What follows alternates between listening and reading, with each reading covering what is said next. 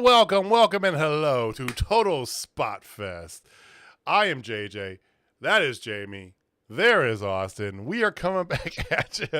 You just want to cuss from the get-go. It's so bad. I mean, it spiked our numbers. You might as well. Our numbers have gone up, so who cares? Who cares? God, Paul, give the audience what they want. And they want F-bombs to start the show. I mean, most definitely. We don't blur that shit out like they do on TNT. So, thank you for watching. Thank you for joining. We appreciate you guys giving us some of your time here. We got a lot to get over with Dynamite tonight. The penultimate Dynamite before Grand Slam Australia, mate. I can't do accents. As well as Nar. That's all I can do. That's all you can do. You got any Australian in you? I can do Scottish, I can do British. I can't do Australian. He's just staring at us like, fuck you, no. Okay, I guess Austin doesn't do no. accents. Austin's like, like, give it a shot. No, I thought Jamie was going to go into something. No, I was asking. Like, good day, that's all I got, dude. It's like, oh, yeah, right. A knife. That's a knife. That's all I got. I got Crocodile Dundee. Surprise. Jamie's like foreign language skills are mostly centered around movie quotes. Who would have guessed that one? Fun fact, the only way I learned how to do Scottish was literally from So I Married an Axe Murderer. So there's that scene with the kid with the huge head, and like they talk about haggis, and I just kept repeating the word haggis and haggis and haggis and haggis and haggis. And then I finally figured out, I was like, look at his head. It's huge. He's got a massive cranium. He's going to cry himself to sleep on his huge fella. Dude. I need to rewatch that because all I remember, because I watched that as I was a kid. We watched it as a family. And all I remember was my mom, during the entire thing, talking about how terrible of a movie that was. I don't even remember anything from the movie, except my mom just like shitting on it live IRL as we were watching it, and we never turned it off for the entirety of the movie. She just kept this is horrible, this is dumb, this is dumb, this is bad, this is dumb. It was fantastic. I don't know if we're talking about Scotsmen and media. I got to go with Groundskeeper Willie, the greatest Scotsman of all time. Yeah, touche. I've been watching some Simpsons recently during the day, and it's been great. That's that sweet spot, like seasons 4 through 10. Yeah. Before it just got really repetitive. Great. That was like, remember like the hit thing with DVDs was every Christmas it came out. You had all like the TV show seasons, right? And that was like the cool thing was getting The Simpsons every year for Christmas, because when they released the one, I have up to like 13 or so, and they got to the point where it's just like it's just too many. I don't even know anymore. And then, of course, DVDs became a thing of the past, and then it's like, okay. It's wild to me that they're still making The Simpsons. And how's it new? Like, are they? I would think at this point they're just reusing the same bits, kind of like what wrestling does. Like they just kind of regurgitate things, but just put new hip, twists on it. I haven't caught many new Simpsons episodes in the last probably 20 years, but when I do, it just seems like it's not the same anymore, man. I can't tell you the last time I watched a Simpsons episode, a new one, right? I'll just say South Park though is still really solid. I don't know if you guys have given that a watch recently. I also haven't seen a new South Park episode in probably almost 20 or years. a Family Guy. South Park, Simpsons, and Family Guy are like the long-term legacy of our generation, basically. It used to be Sundays, you finished football, and you went right into like Simpsons. Animation Family domination, Guy. baby. And then I think you got like some Malcolm in the Middle in there. Like they had a solid lineup. And right. Man, it's just you had American Dad in there for a little bit, right? That's just very, very underrated show. American Dad was freaking hilarious. It really is. I've gone back and watched the first couple seasons like later on. I think when it first started airing, like I wasn't a child, but I wasn't like keeping up with the news enough to really pick up on a lot of like the political humor in it. Mm-hmm. It holds up. It's great. Oh, it's yeah. Yeah. You know what does still hold up though? What The holds Jericho up? Cruise. They're on year 4 of the Jericho Cruise. Is that only it? 4? I thought there were more than that. Bro, I feel like you missed a great segue of going, speaking of crazy Republicans, what's Chris Jericho? Okay. You got me. Yeet. All right, so you get that from me. No, the Jericho Cruise, I think it's year 4, year 5, somewhere around there. It's been going strong. I think it's 6, isn't it? I thought it was like dude. 6 on the beach was what they I were have calling no this idea. Yeah, 6. Yeah, you're right. 6 on the beach. You're absolutely right. This year they had a few of course, they had the usual suspects. Jericho was there. Harley Cameron was singing with Fozzy. That was great. Fantastic. Once again, she is a national treasure. We'll talk about her here in a little bit when we go to Dynamite. Put a couple giant pins in that. Yeah, a couple giant pins. She's the one with the great tipping point. But yeah, no, the show looked pretty cool. Like, I mean, I guess the big highlights, Nyla Rose and Thunder Rosa had a match, and it was just like all over the place. And then there was a spot where Nyla ended up like biting Thunder Rosa's ass and then smiling afterwards, like just laughing so hard. Like it was pretty good. And then the big one, at least for me, guys, and I want to talk to you about this one. Enzo, the guy formerly known as Enzo Amore, the real one, whatever, was on the cruise. He reunited with Big Bill. Oh. They did their whole NXT shtick of, he's a certified G. Can't teach that. He's 7 foot tall. You can't teach that. And realest guys in the room, how you doing? They did the whole thing, and they even did SAWFT. Would you guys entertain the idea of maybe Enzo going into AEW and Big Bill and him having another run together? Pass. I would entertain him going into AEW, but not for them to have a run together. Hear me out. I would like him to be the person who is the wedge that gets Big Bill away from Jericho as like a managerial standpoint. Personally, I think that Enzo has served his penance for his past transgressions, right? From all accounts, he's a good dude, stand-up dude and everything. And I don't know, there's just something magic about the two of them. I mean, that was the Raw after Mania where they were called up. That was by far the biggest pop on the entire show was for them. It was. I mean, that music still hits hard too. It's good stuff. It's a good shtick. Yeah, I would pass only because I want them to strap the rocket to Big Bill and push him. Yeah, because Big Bill's so good.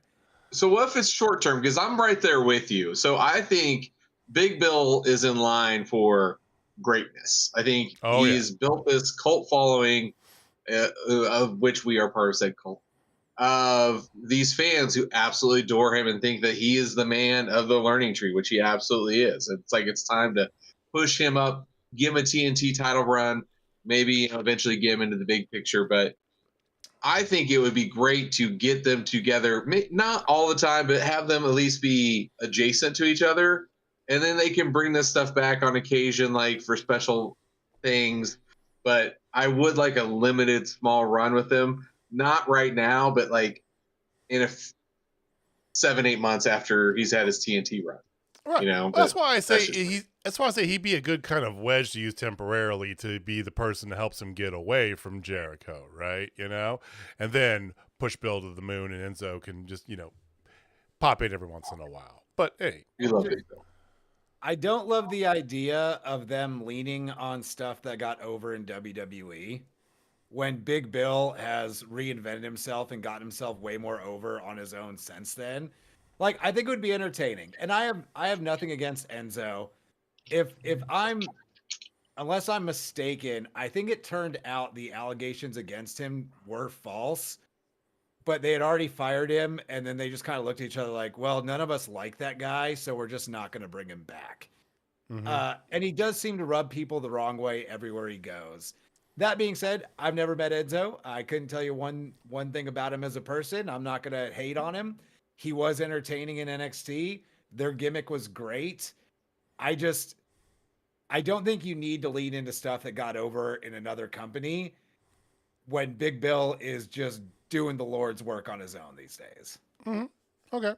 That's fair. I could see that where it could possibly jeopardize him, but I went ahead and put a quick poll out there. We'll have this up for a little bit. Do you want to see Enzo in AEW? Just reply yes, no, or that is soft. And then just let us know what you think. Obviously, drop a comment if you feel that we are just way out of line or you agree with us. Whatever, just let us know, man. All right. Since we talked about that, I think that's a great segue. Let's go ahead and talk Dynamite. And how about we just go ahead and start off with the New York Minute in the ALT. Really quick, before we get into Dynamite, there's some other former WWE guy getting intermingled with AEW news. Okay. Oh. Did y'all see the new member of the Righteous? No. Yes. And I did want to bring that up too. Let's go there. I feel like it's a good time to go right into that. Now digging what Vincent is laying down and walking with the Righteous, Elijah, formerly known as Elias. And I love this. And Ezekiel. And Ezekiel. We're not doing that. No. I have to say, that was some of the best work of Kevin Owens' career. And a dude that has a legendary career was him selling that they were the same person and no one believing him. That was peak pro wrestling comedy. Touche. I loved the Kevin Owens part of that was the only part I liked of that entire thing, right? And Jamie knows because this is when we started our podcast, we covered each show individually at excruciating links to the detriment of. We were bad. Like, give us a listen. It was rough. It was a detriment to my mental health, among other things. But that whole thing, this guy over here and our young boy that was on with us loved all of this, and I couldn't stand a second of it. I was just like, no, fuck this guy. I hate this so much. But I don't mind it if you put him as like a sidekick person under. I have long liked the Righteous. Okay, so cool. I'm all for it. I think putting Elijah, Elias, Ezekiel, whatever you want to call him, with them gives them a little bit of star power that they need because the Righteous are rad and they don't get enough done with them. So I'm hoping this leads to more seeing them on my Wednesday night TV. Mm-hmm. Bring in Vita Vaughn. Yeah. I think they're trying out putting Tara Zepp with them. Are you kidding me? That from my wife. I didn't see it, but I think they were trying out throwing Tara Zepp with them. I mean, I'm cool with that. I mean, I'm a bit. We've had Vita on the show. We love Vita to death, and let's see Vita over there. But okay. Yeah. I mean, Tara Zepp. Yeah, that she does it for me. Like, she's just like all sorts of crazy, and like I just love her shtick because it is just horror movie alive. It's like, yes, whatever you're selling, I'm buying. But I like the idea of that. But no, like I think this will be a great platform to get Vincent. Personally, I love Vincent. I think he's a great character. Get him over. More. Hopefully Elijah helps do that. Hopefully they just have somewhere to put ROH, like, I don't know, a streaming service that everybody has, Yeah, somebody posted that on Twitter, and I was like, we stand for this. Like, yes, just put it on Max, bro. Just put it on Max. Just put a live weekly show on Max, right? Just do it. Get rid of this whole Ring of Honor, Club ROH, whatever the hell it is. Do it. Yeah, like I can't imagine they're getting that many subscriptions on Honor Club. Like, I'm sure it's a sizable number because there's a lot of people that like pro wrestling, but make it more accessible. And I would probably tune in. And I'm sure Max would like it too if they had an exclusive show that they could promote. And yeah, either nobody that loses. or like nobody loses here. I wish they could get with like Ring of Honor used to be with Sinclair, but something like that where they could get distribution on local, like Saturday or Sunday mornings. We were talking about this last week with Superstars. Give me weekend morning wrestling, a solid hour, some good matches, a couple promos for me to like while I'm drinking my coffee before I go hit the gym on a Saturday morning. I'd like to sit down and tune into some wrestling.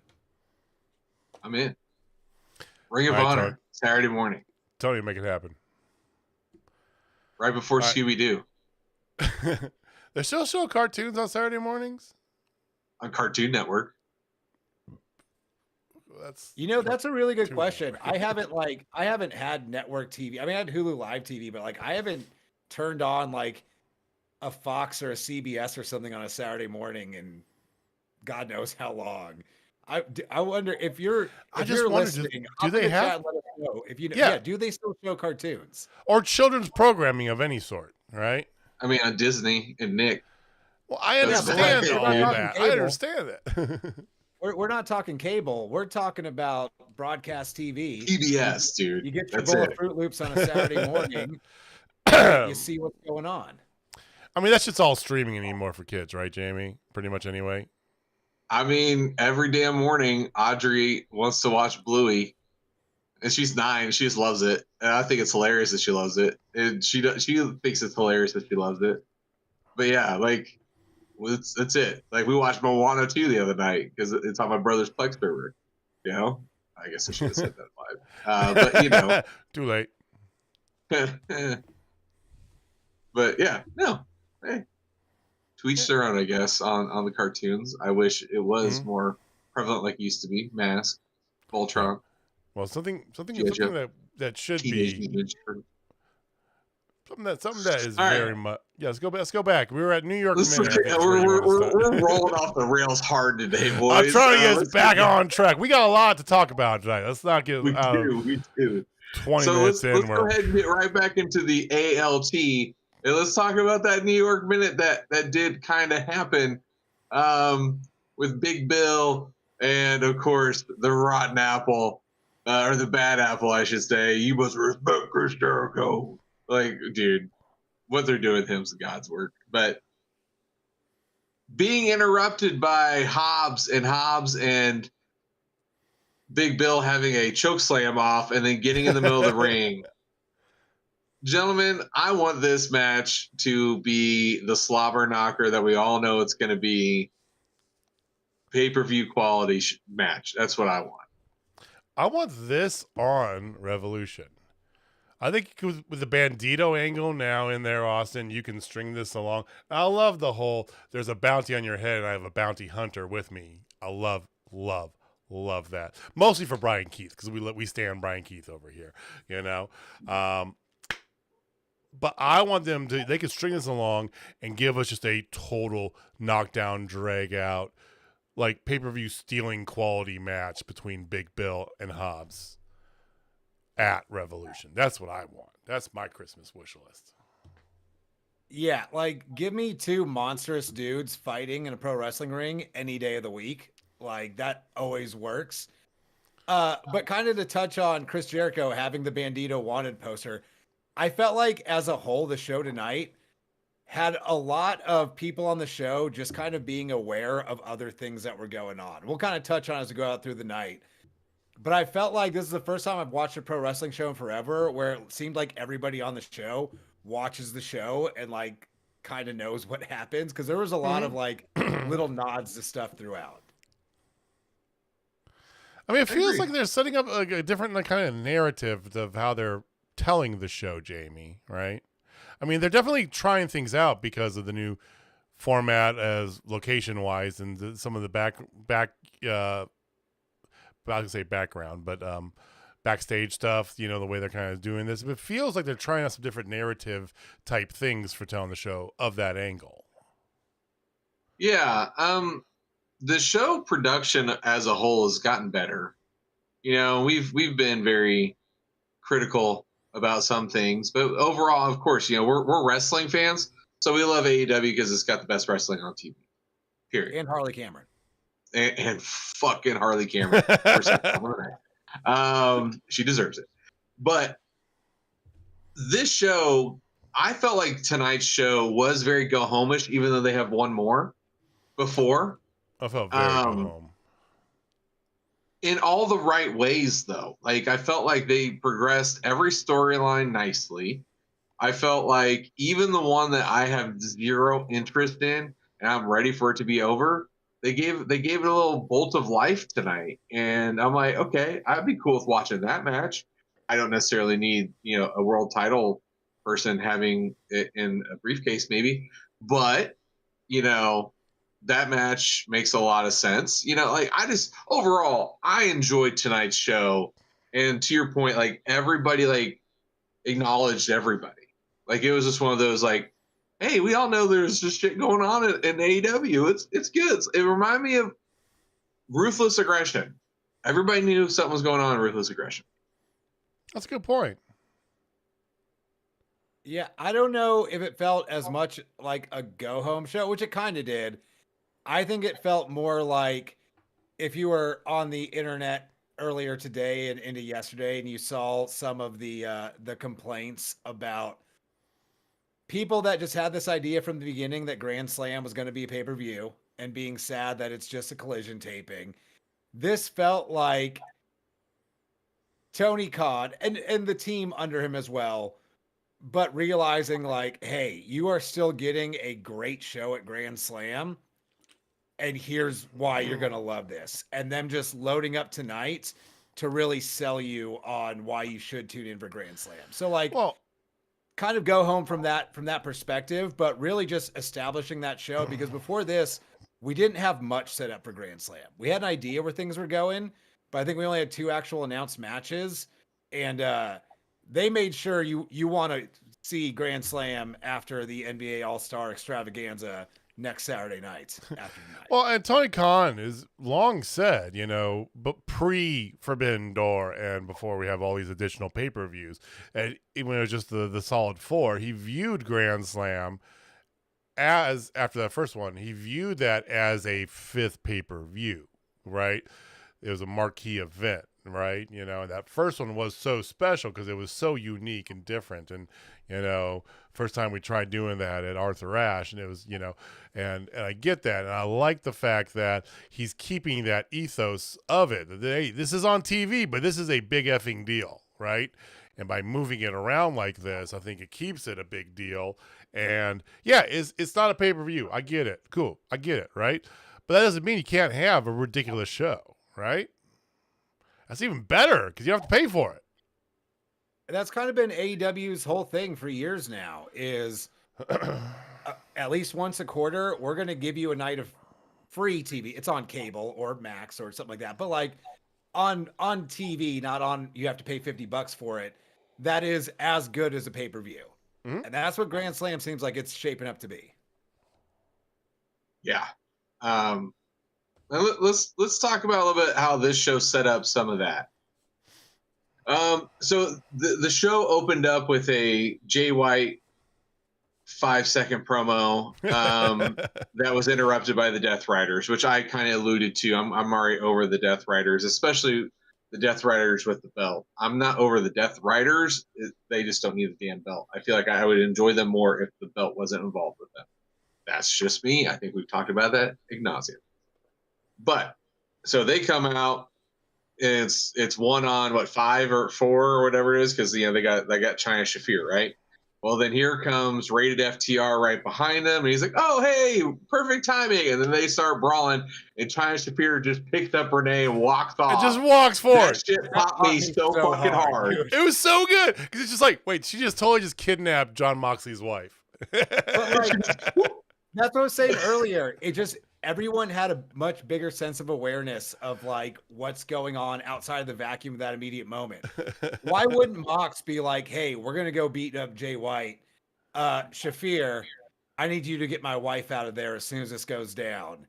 Like, why wouldn't he have her pick her up and take her out of harm's way? Like, it was just a nice little touch. And this is not a moment that I'm going to check your logic because yes. Well done, China Shafir. Then like they started brawling in the ring. like 3 people, 4 people hit finishers. Congratulations. Yeah, all good stuff, they had, right? they had to Good do fun. the thing, right? Well, then after that, Cope with massive Cope chant, which Cope is a solid chant, but you just don't go by Cope. You go by Adam Copeland. That's cool. But just Cope by itself is just it's just the shit. It's like you people call me Jay before. Hey Jay, right? You know, I don't go by Jay, right? That's Jay, not my yeah. You know what it reminds me of? You don't go by Cope. It reminds me of when like they first started saying Seth freaking Rollins, and it was kind of cool. And then commentary started addressing him as Seth freaking Rollins every time. And then like once you hear Michael Cole say it once, it's just kind of lame. Like that's how I feel about just calling him Cope. If he was still Adam Copeland and everyone just casually referred to him as Cope, that's cool. But this is like just way too hammer fisted in. Yeah. Yeah. It's like Austin Theory going to Theory. Sorry. That's a Vinceism for you. All right, so Cope challenges Mox for the title at Revolution. Obviously, that's what's going to happen. Mox responds, goes, "No way, you don't deserve it. Not now, not ever, whatever. You've not paid your dues, whatever." Says no. Well, then Jay White grabs it and goes, "How about, hey Mox, quit running. You, Claudio, going against me and Cope. And the Brisbane Brawl, no holds barred, just everything goes. Let's do it." And then they're like, "Okay, yeah, we're on." So it sounds like that match is happening now. Mm-hmm. I'm really excited about the possibility of what that match can give us. It's basically Stadium Stampede is what it almost feels like they're 2-on-2 though. Two. Okay. If you really think it's only going to be those 4 men at FTR, and then you get your Beth Phoenix. I'm calling it. If that's the play, if you're going to do Beth Phoenix, that's your last chance. That's your last chance to bring her in. Because after this, if you don't bring in Beth Phoenix, it's pointless. It doesn't make sense, you know.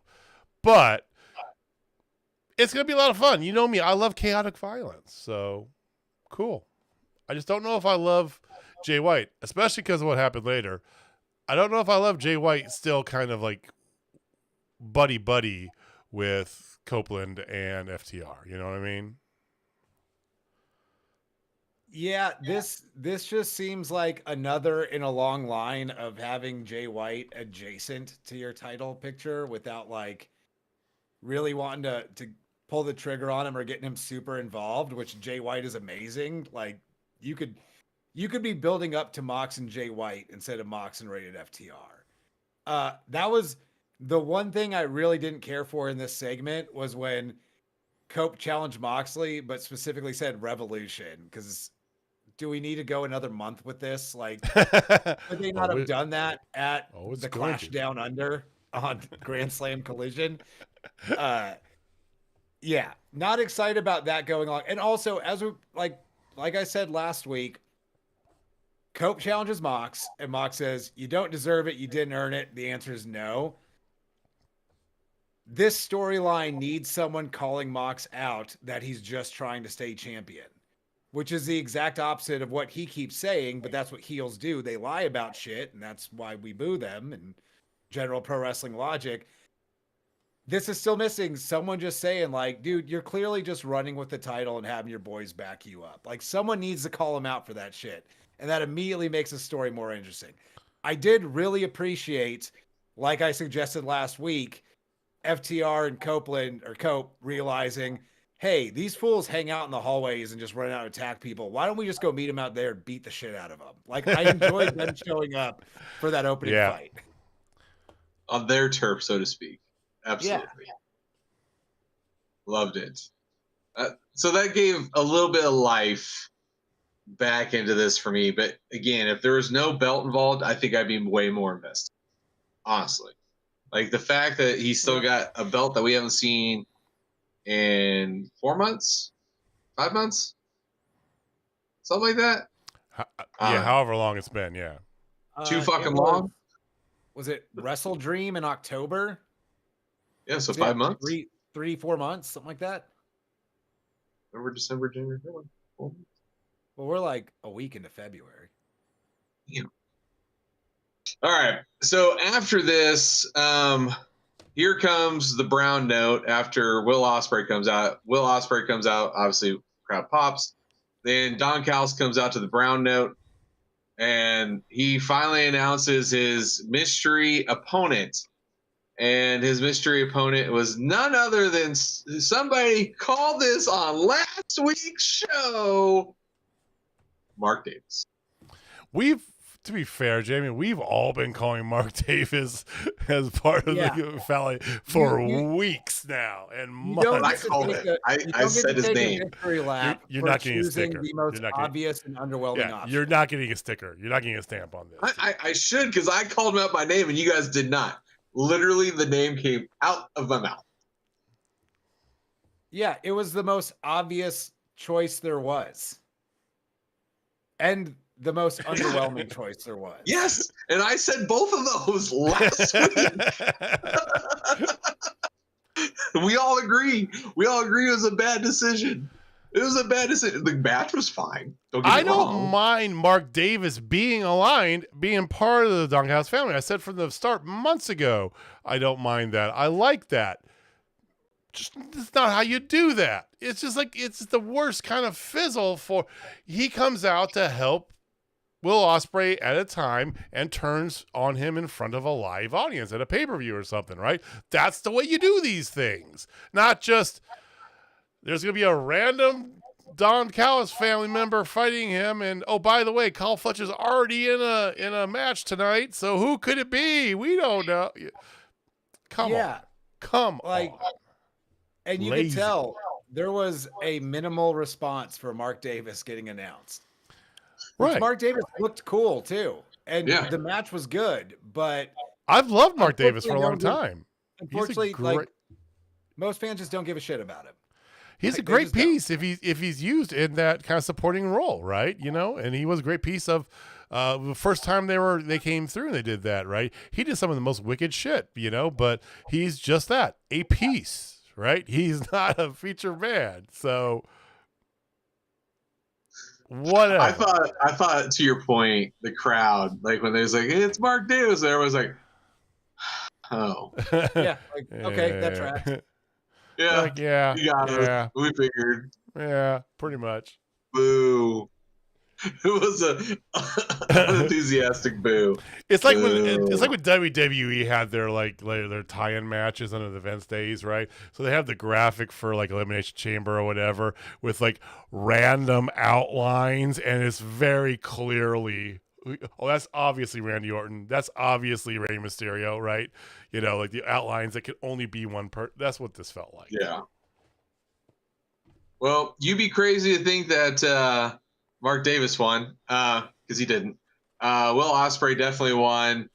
One Don Callis was not too happy, but Will Ospreay said, "Well, he's got a friend in the back." Cue Kenny Omega's music to officially form the Omega Powers on TV. The Dream Team. The Dream Team. Omega Powers. According to AEW, it's the Dream Team. I'm not even the one who coined Omega Powers in this trio of us. Just for the record, ladies and gentlemen. You're not. And I love it. And I'm trying to make it, I'm making fetch stick. It's so much better than Dream Team. Yeah. I just love it because Dream Team is terrible. It's terrible. Omega Power.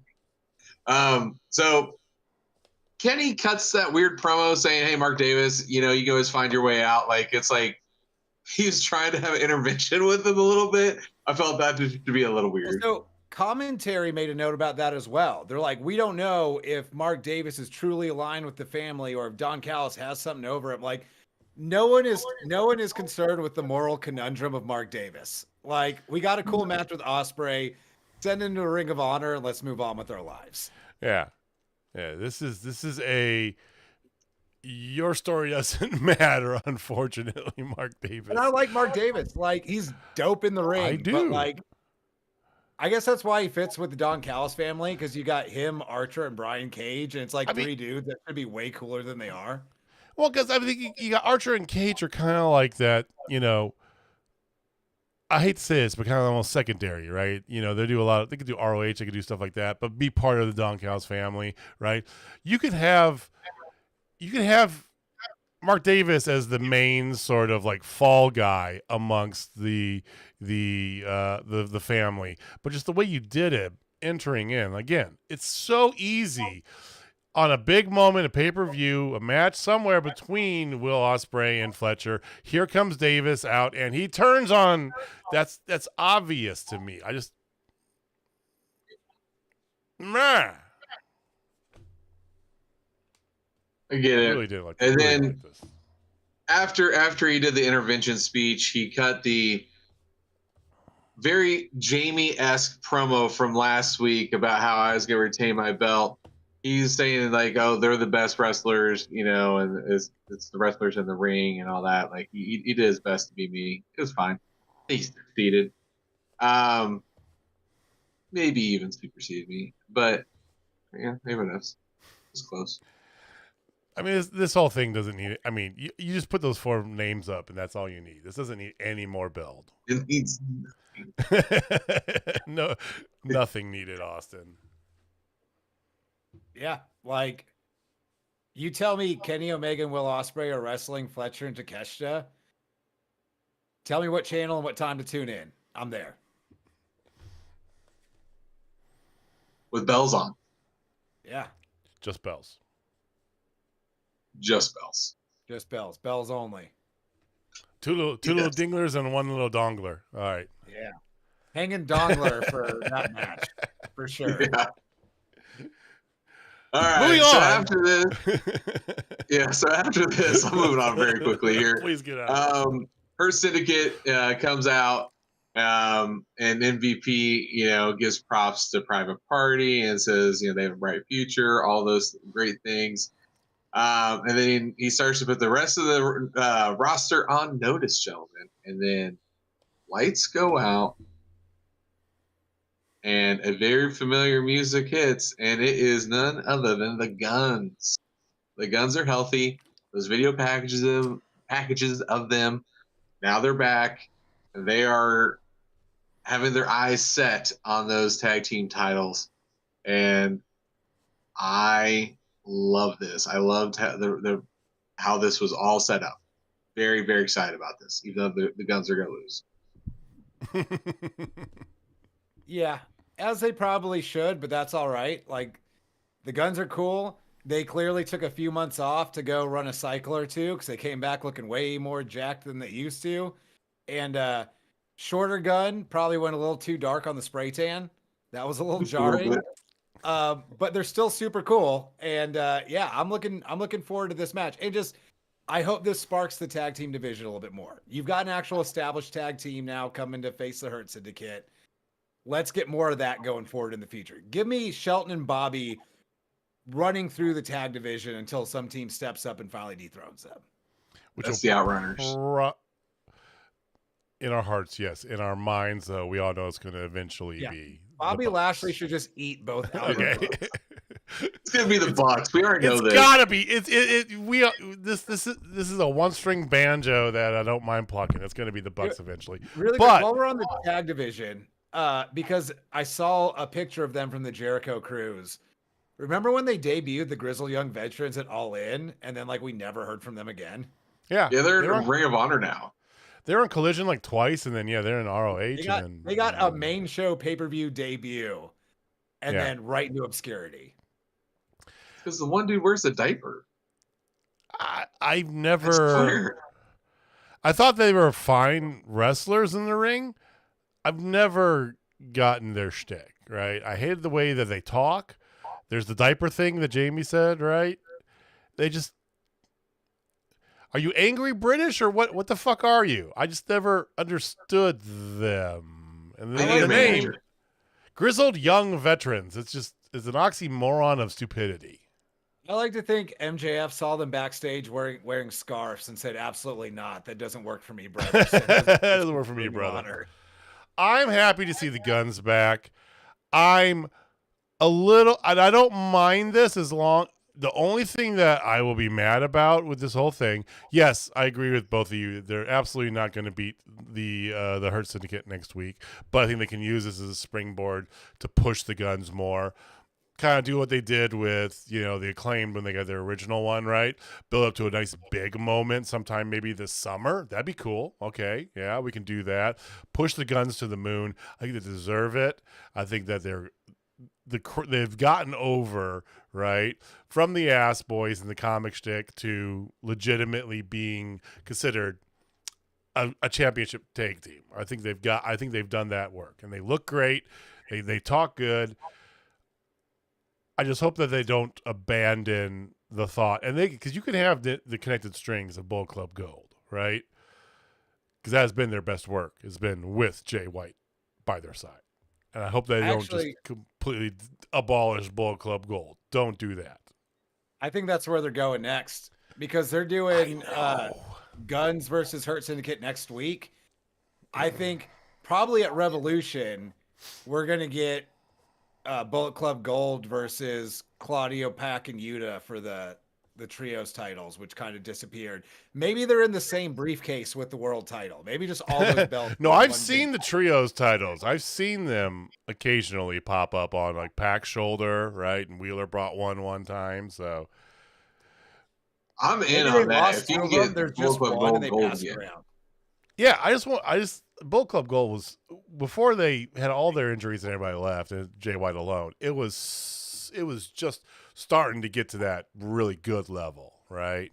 So, and I know you guys aren't fans, but I love the Guns entrance music. It fits them so perfect. I don't mind their entrance music. I never said I was. But you guys hated it. I don't remember saying I hated it. I remember, like, at the beginning, I was like, "Oh, they got new music. It's great." You're like, I'm like, "No, it's great, man." I remember. I have to pull up the tapes. I'll say I have no recollection of that. I don't remember that in the least, Jamie. I can confirm nor deny these allegations against me at this time. I know that you talked shit on it because they had that one brief moment where they pulled in Mini Man? Yeah, dude. And you were like, and then they went back to this, and you were irate. I do remember that. So that should be theirs a whole time, and then they did this. Like, okay, that's solid. All right, so hey, it's that time of the show where we talk about the future of the women's division. Harley Cameron. The women's division. The whole company. Of the AEW. Whole industry. Of professional wrestling. Of professional wrestling as a whole. Harley Cameron, they did a video package showing that she got her first win on television. Ladies and gentlemen, she beat Taya Valkyrie on Collision. Excellent. Very happy for her. So, of course, here she comes back again with her Mercedes-Benz puppet and talking about how she deserves that shot now down in Australia, and then interrupted by one Mercedes-Benz, and it is absolutely just golden. And then the finger afterwards, and then it just kept popping up, was the best of all time. Like, she can't do anything wrong at this point for me. Like, seriously. Did you know she was a ventriloquist too? No, and she's good. Yeah. Just infinitely talented. From a woman who is introduced to us as being just some random chick with big boobs from like TikTok, right? To be in part of QT's stable, right? His terrible, like, stable, QTV, whatever. Like, there are no service because this woman has more skill than in her little finger than 3/4, if not the entirety of that locker room. It's insane. Why do I want her to be the one to take the belt off of Mercedes now? Like, for real? I think it's the juxtaposition, right? I really do. I think it's just the complete, sort of 180. Yeah, I think it's because Mercedes Moné, while she is very good in the ring, she's had a string of good matches. She's ultimately not entertaining. Mhm. Like, she does just enough character to kind of fit into pro wrestling, but we talk about it all the time. Like, her character's kind of inconsistent. Like, she doesn't wrestle like a heel, but she acts like a heel backstage. But there's never a time where they're doing a backstage segment with Mercedes Moné where you're like, what's going to happen next? I can't wait to see it. Harley Cameron is the exact opposite. Like, you don't care about the matches. And it was cool that she got her first win. It's great. They're telling this underdog story, but she is must-see TV in a way that Mercedes Moné isn't, even if the matches are great while she's out there. And I'll make the I argument, don't even Jamie. care if she's transitional. Well, I think, okay, I'll make the argument here like this, okay? Statlander takes the belt off her. Is that, okay? We believe that, right? You know, Willow, of course, that makes sense. Okay, right? Or Mighty even Pegasus. anybody else you put in there, right? You know, Harley Cameron takes the belt off of her is almost something entirely different. And even if it is a Zack Ryder sort of thing, right? You know, they're going to go down that route, right? I don't think it's as – I think that Mercedes losing the belt to somebody who is a quote-unquote worthy in-ring competitor of hers, right? Like Statlander, like Willow, like even, you know, if you're going to go down to Thunder Rosa or whatever, right? You know, it's like, okay, sure, right? That's what happened. You lose to another. But this one here is like a shock and awe. I think it actually – almost plays more in Mercedes' favor than her losing to a quote-unquote worthy competitor. You know what I mean? And that'd be good storytelling. Like, Mercedes is going to underestimate Harley Cameron. She's not going to take her seriously. And that's the opening for Harley to catch her with the pin or something and beat her. Like, that's just good pro wrestling storytelling right there. Not going to happen, but we can hope. But honestly, like the story they're telling, like, you know how I kind of said this earlier, kind of set up some of the stuff we're seeing tonight. Old stuff just being reused, right? Mm-hmm. This is giving me 1, 2, 3 Kid vibes. Yeah. I was just thinking that a second ago when I was saying about underestimating her and getting caught. 1, 2, 3 Kid and Razor Ramon. Yeah. And then he took his IC title off of him. 1, 2, 3 Kid did not win the IC title from Razor Ramon. No, he did not. He won. The only title he didn't win. He didn't win anything that round. When he came back from being 6, he won. That's right. He won the tag titles with Bob Holly for like a week. Yeah. But he did cost Razor the belt against Goldust at Royal Rumble 96. Yes. Thank you. That was. We don't have a full stash of knowledge this week. That was just a little dusting of knowledge. That was this. Just as much as we'll get. That was the Jamie's version of a stash of knowledge. The half stash of knowledge. Yeah, the half stash. I've got like the entire year of 1996 pretty much memorized. Yeah, I knew he had something to do with him losing the IC title. I know it didn't go to him. I knew he won he did have an Intercontinental run when he came back as just X-Pac. Yeah, I after do he remember left that. and came back and cut his famous post WrestleMania 14 promo of Hulk Hogan, you know what? You suck, pal. Good job, I just think that let's get back to Harley because that's where the attention should be.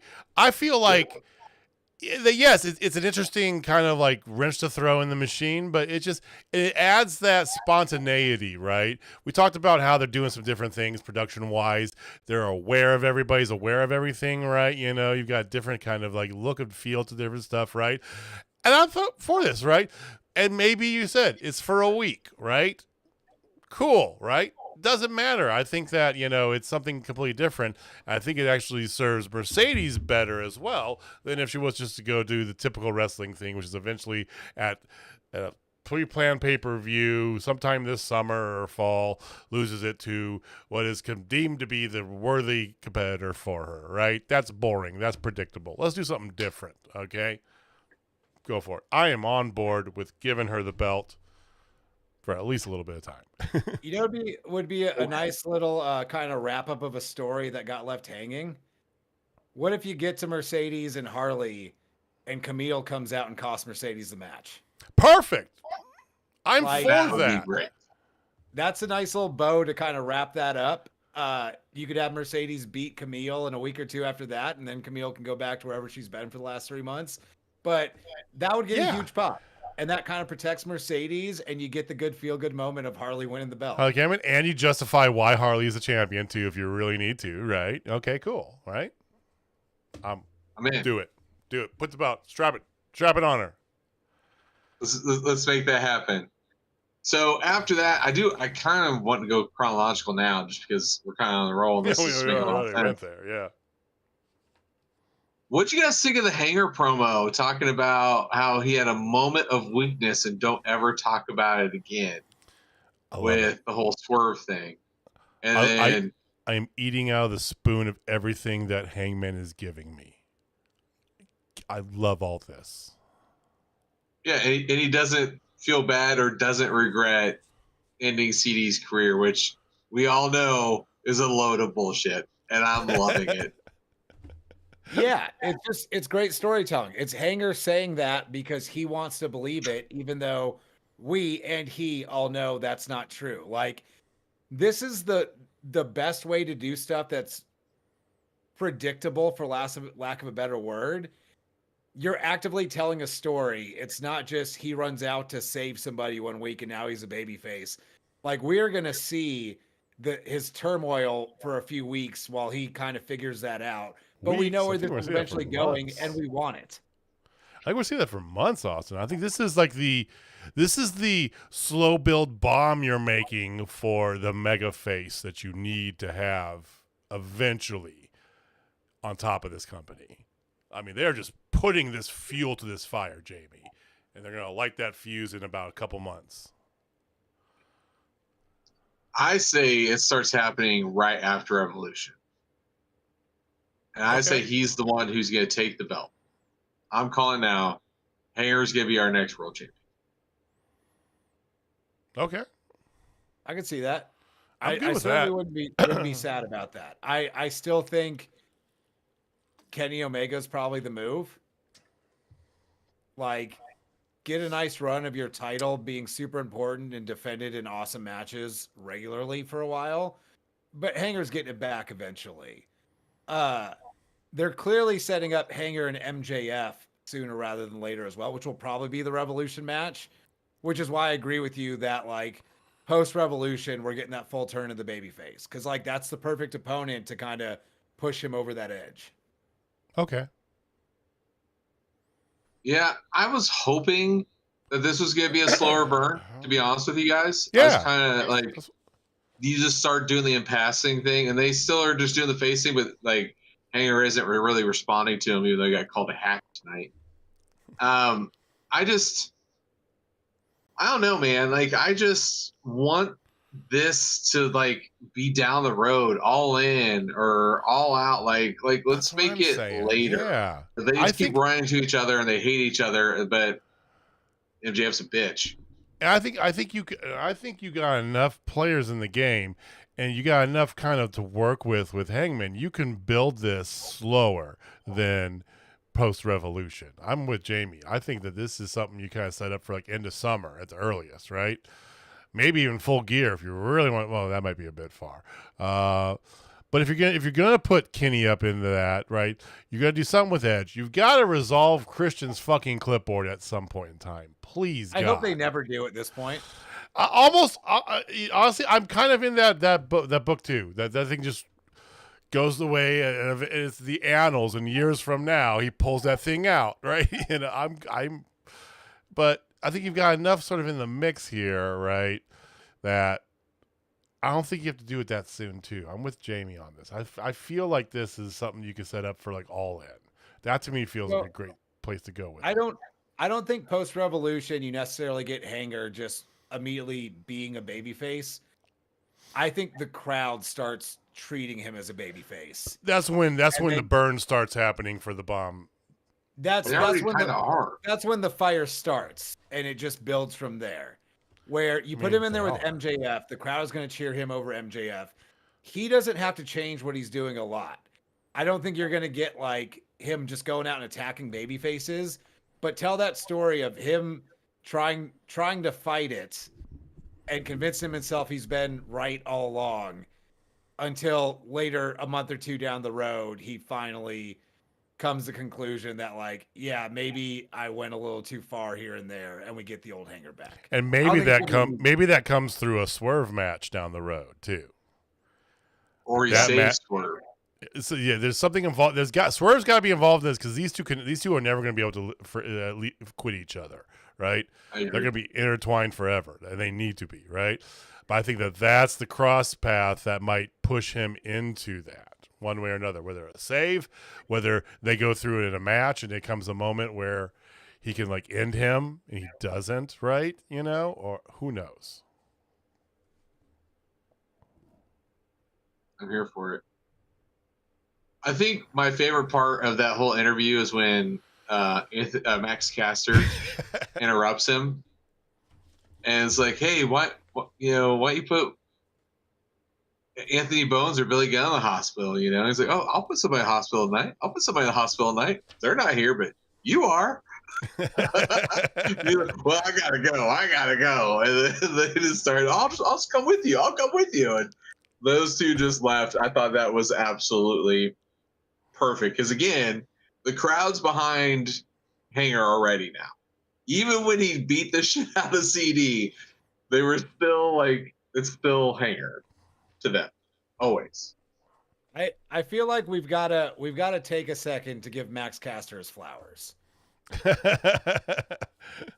He is a very refreshing cowardly heel that we haven't really gotten pro wrestling in some time. I don't know if y'all saw Collision with his open challenge where Roosh just came out and trucked him. Like, what is it? Is that a patent he's holding, or what is that? I think it's some kind of certificate saying he's the best wrestler alive. Yes. When he was still in the Acclaimed, it started way too early where he was just calling himself the best wrestler alive, but you really didn't have any kind of payoff to that. But him calling himself the best wrestler alive and just continually issuing open challenges and getting destroyed by people is something you could get a lot of run out of.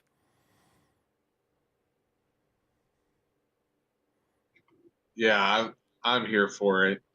All right, so we'll put a pin in that because MJF comes out later and we'll talk about that. But I do want us to give lots and lots of props to my match of the night, the Hounds of Hell versus Kyle Fletcher and Konosuke Takeshita. This was almost my match of the night. Almost. It was so close. This was my match of the night. By a considerable margin. Oh, yeah. Okay. And I love the main event, but when you get 4 dope-ass pro wrestlers instead of 2, more is always going to be better. Okay. Basic math gives it to you there. Okay, he's a tag team guy too. That. So. But I'm a tag team guy too, but like this just absolutely cooked. It 100% fucking did. And you had a freaking the Rainmaker Kazuchika Okada sighting, who's not no bitch. He's no bitch. God, yes. Which ultimately led to the fact that Kyle Fletcher and Takeshita won. But can we just talk about? We've all said Brody King's amazing, right? Absolutely. We've said I don't know how many times. Love me. Oh. But this match, he looked like a superstar. Yes. Like a main guy. I love the fact that a very quiet but stupidly energetic and bad promo foreign guy and a tattooed lead singer of a metal band called God's Hate, I have to throw that in there, can be this over is just fantastic. It's what a world we live in. I just love it. Brody King he's his own guy, so I don't want to compare this like they're the same dude. But Brody King is what is going to carry us forward when Samoa Joe retires. Like, Brody King is that guy. He's big and he kicks ass, and he's just super cool. He's cool. No matter what he does, people just love him. Yeah. Yeah. That assisted brainbuster at the end was Dude. like, yeah, they.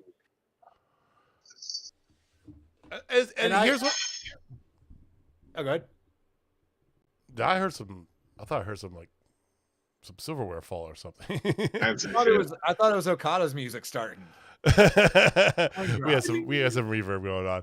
I mean, the little side note I got from that is just kind of it's kind of those little intricate bits, right? The intricate bits that they've been doing for Kyle Fletcher, they're going along here, right? They want him to be the guy who gets the victory at the end, but he can't brainbuster him by himself. He needs Takeshita to help him.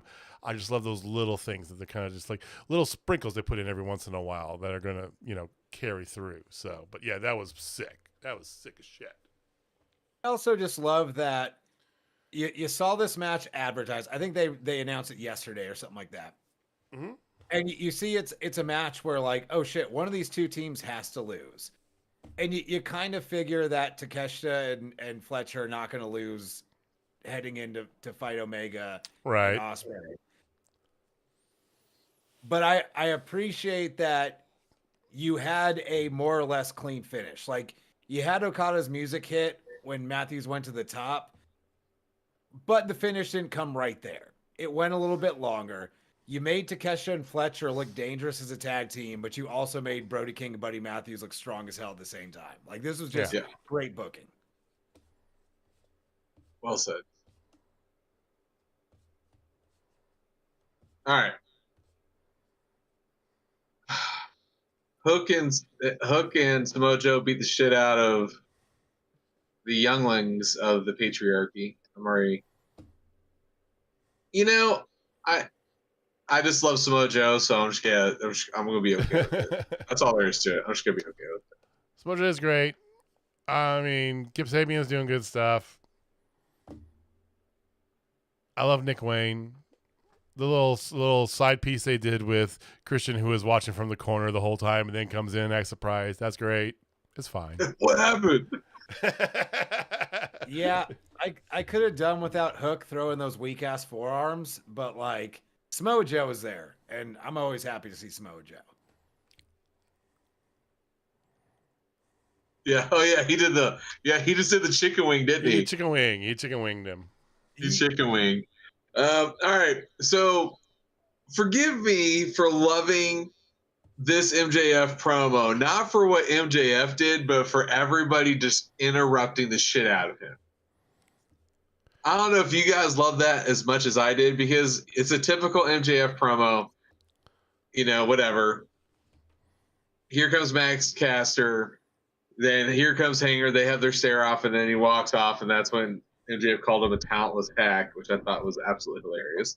And then he's getting ready to talk more about the Triple B, and then here comes Dustin Rhodes, the natural Dustin Rhodes, and they have a little stare down and talky talk, and it looks like those two are going to have themselves a match.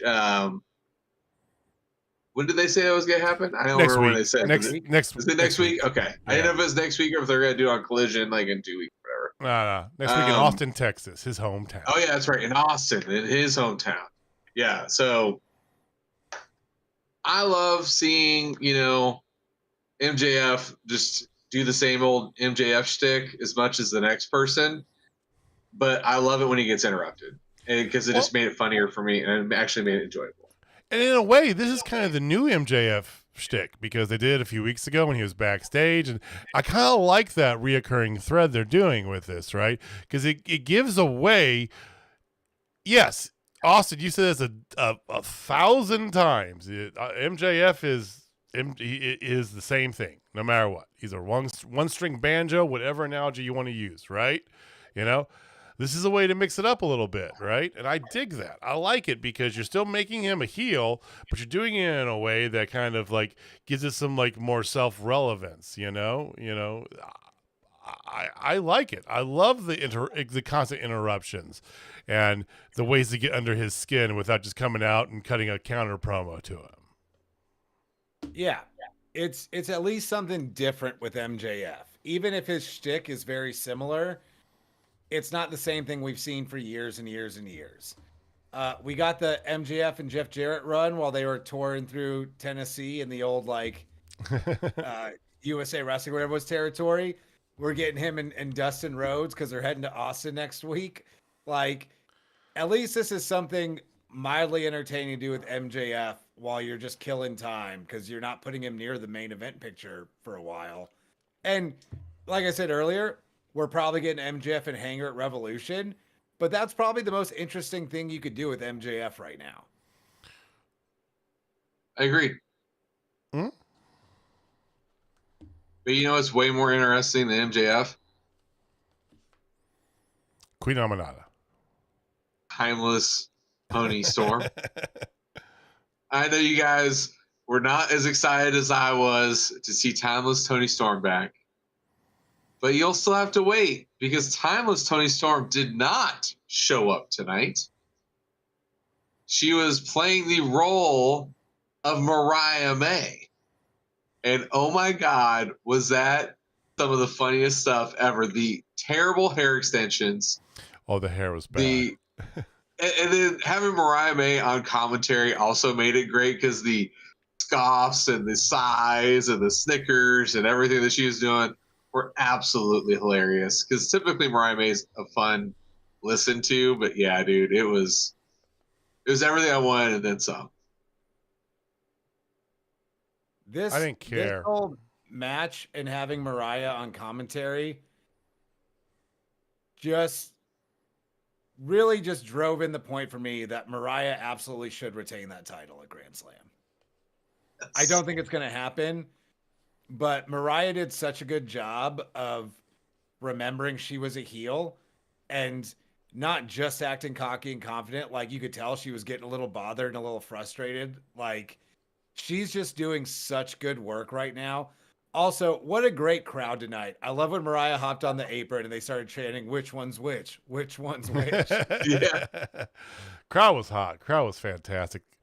Crowd got the We Hurt People pop. I mean, they were big on the Hurt Syndicate. They were into this match, and you know, I didn't really care, honestly to God. I'm still of the ilk that the reveal of Timeless Toni Storm was done too soon, and it was fine. It was fine for me. I think tonight I was just like, okay. I get it. She get under her skin. Does she need to get under her skin? She doesn't. That's my point. And I just feel like I'm kind of just still on the fact that I feel like they did the reveal of Timeless Toni Storm too soon, but whatever. I still think they shouldn't have done it at all. Like, I'm good. I would have been good with that too, right?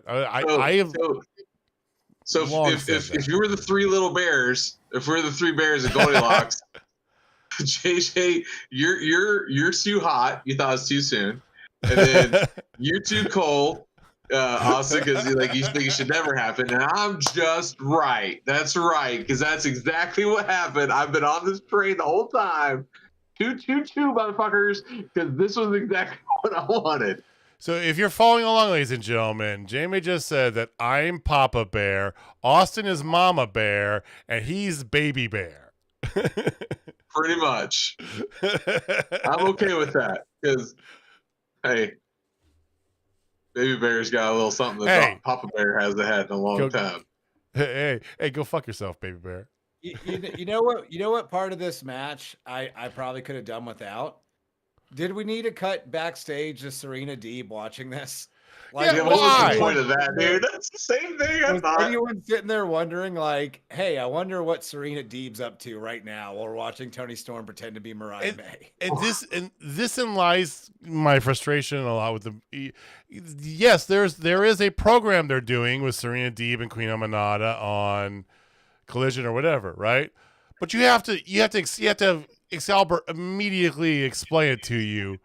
That should be your cue to be like, hey, maybe we shouldn't fucking go down this route, you know?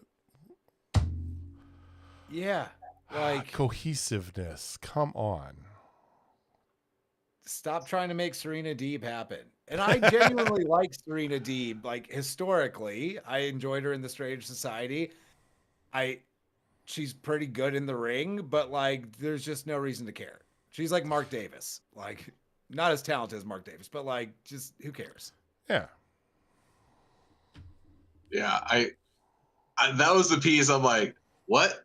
Okay, whatever. At least she was looking head on into the TV and not the whole like, whatever. Whatever. Yeah, so that's that. I loved it. I thought it was I thought it was a great match. I think Queen Aminata is really good. I don't think it was a bad match tonight. We only had 4 matches, but they were all good. Oh, so freaking good.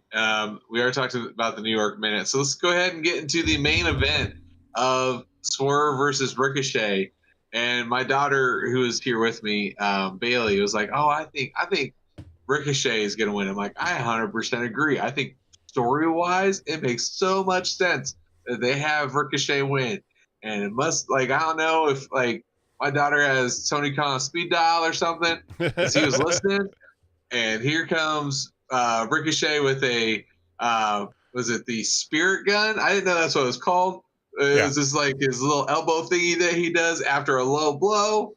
Dub City is great. Great storytelling.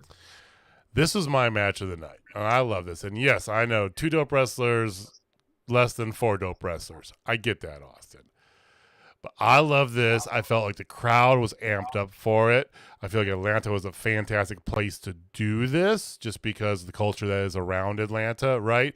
Fits very well. Yes, there's a black card that's in play there. I know. Sorry. I mean, there's a reason they did it in Atlanta. Let's be honest, okay? But I felt like it was the perfect place for it. I'm glad it was the main. I like the way they kind of built it up too, and they gave you enough little pieces throughout the night to know that robe meant something to Swerve, and the way they did that, the jump from the start was fantastic. Just the two of them have good chemistry. It's just Ricochet, we've talked about this before. Ricochet found an outer ring personality, or an outside the bell personality, right? That in bell to bell he can go, and Swerve's always been that way, and they were fantastic together. And I love the finish because it wasn't a blatant low blow. He's protecting himself, right? The swap, so it's a fantastic way to do that. Keep the heel shit though, and then he steals the robe and walks off to end the show. Chef's kiss. I loved it. Yeah, like going back to what I was saying earlier about just people being genuinely aware. Like, what a perfect counter to the Swerve stomp. Get your knees up. It was perfect finish.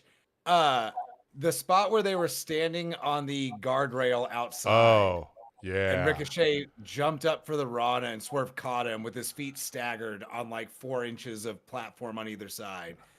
That was absolutely wild. Like, this match was phenomenal. I take nothing away from it. The tag was still my match of the night because 4 is more than 2. And that's fair. That's fair. But this delivered as much as you could have possibly wanted for a TV main event.